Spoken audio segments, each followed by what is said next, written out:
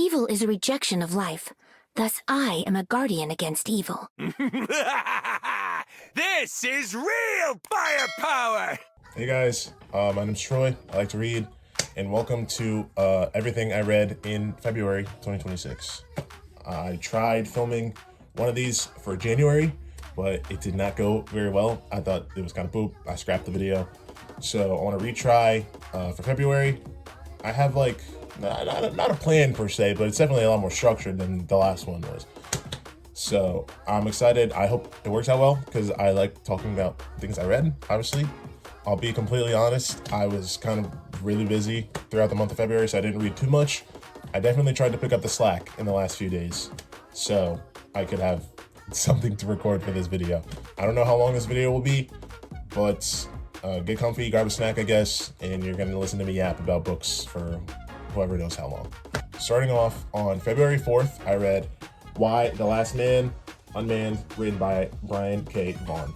This is a weird one. I remember seeing ads for the show a few years ago, and I've been wanting to read more non-superhero books. So after asking around and getting a few recommendations, I decided to pick up the compact comic. In all honesty, the first half of this was kind of hard to get through. Like, I know this was written in 2003, but the blatant misogyny, the Israel glazing, and overall how childish the book was kind of left a sour taste in my mouth. When I refer to the misogyny, I'm mostly talking about how the women in this world react to all the men dying.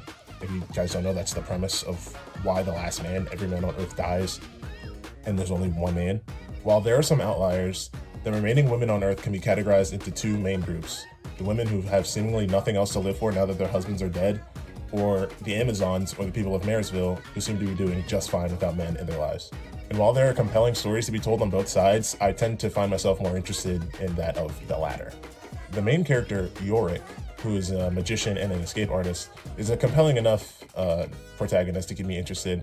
And as a hopeless romantic myself, I honestly really liked his motivation of trying to travel across the world to get back to his girlfriend who's in Australia. I also enjoyed Dr. Mann as a character a lot, and Agent 355 grew on me as the story went on. Overall, the story picks up when the main cast gets to Marysville, and this is when they start interacting more with the Amazons. I found Elizabeth, the leader of the Amazons, to be a very compelling antagonist, especially due to how she views the event of all the men dying as like a divine act of God, and she makes it her mission to eradicate the last one. But then she dies. She gets killed, so I guess I don't have to really think about her anymore.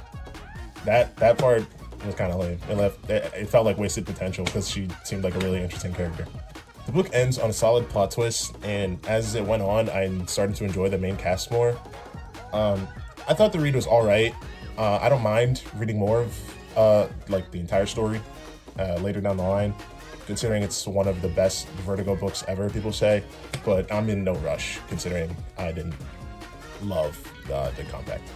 Around 3 weeks later, I know, I'm slacking, I read Superman by Joshua Williamson, Volume 5, Love and Mercy. This run by Joshua Williamson has been my first ongoing Superman run, and even 30 issues deep, I'm still in love with this series. This continues on with a lot of what I love from this series, and the Superwoman stuff is just the cherry on top of the whole thing. If you don't like Lois Lane as Superwoman, I genuinely hope you get better soon, because this is the coolest shit ever. Like, just look at this suit. I love this so much. This is one of the best designed superhero costumes I've ever seen. Anyways, for such a small trade, a lot goes on. It was fun to reread the Lex Luthor special. I still love the ending with Lex and Clark as kids.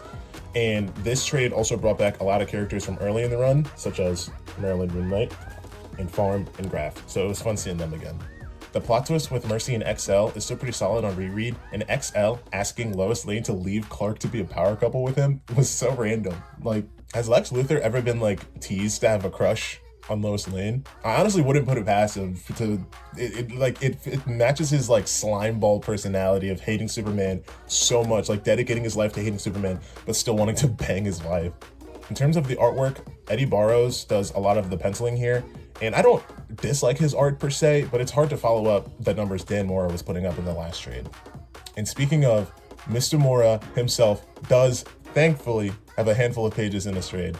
There's a specific page turn in issue 25 where Dan Mora's art, along with the beautiful colors from Alejandro Sanchez, smack you in the face with their beauty. I know Dan Mora is super overworked and he's working on like 20 different books a month, but if I had to choose just one book for him to focus all of his energy on, it would be Superman by Joshua Williamson. I think him and Williamson are a dream team that should be working together forever. On February 24th, I read Void Rivals Volume 4, First Chosen, written by Robert Kirkman. One thing I love about Void Rivals is the sense of scale the whole series has. Robert Kirkman does such a good job building up this universe up with its lore that every time I read an issue of Void Rivals, I'm dying to read the next one. I read this book monthly online, but I like rereading it in trade so I can fully grasp everything that's happening in it, and doing so has helped me get a greater appreciation for the whole Unity scene that occurs in this trade.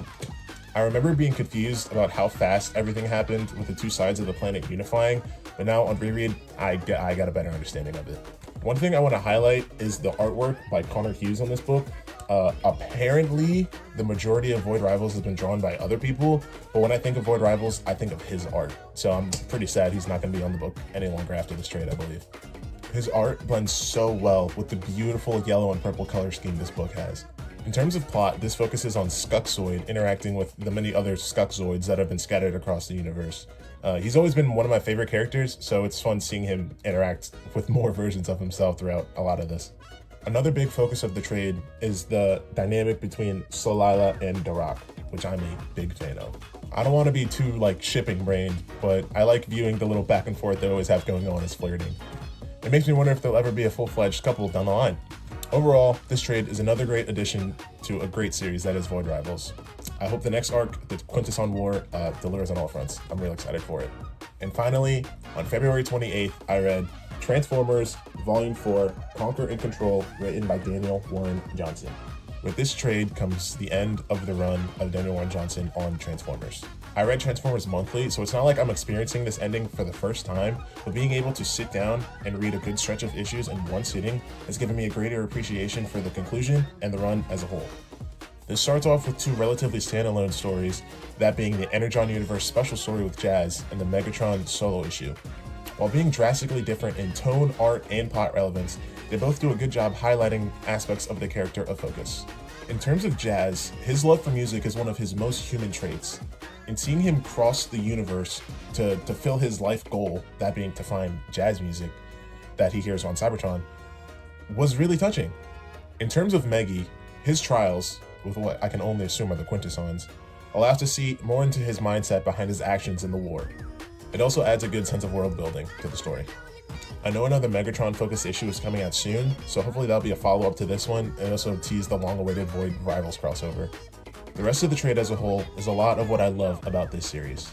Daniel Warren Johnson is able to write the relationships within these pages so well. Whether it be Cybertronian to Cybertronian, Cybertronian to human, or human to human, it all feels so real.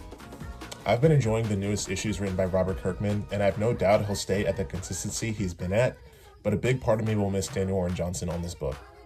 His work on this book has reignited my love for this franchise that I adored as a kid, and for that, I can't thank him enough. But yeah, that's about it, guys. That was everything I read in February. Once I figure out a good format for these monthly vids, I'll try and add more segments to them. Probably a ranking of every trade I read. Probably a top 3 singles I read every month. But for now, we'll see how this goes. But that's been me. I'll see you guys on Wednesday for my new Comic Book Day vlogs. Stay safe, be kind, read more comics, and I'll catch you guys next time. Bye, bye, bye, bye, bye, bye, bye, bye.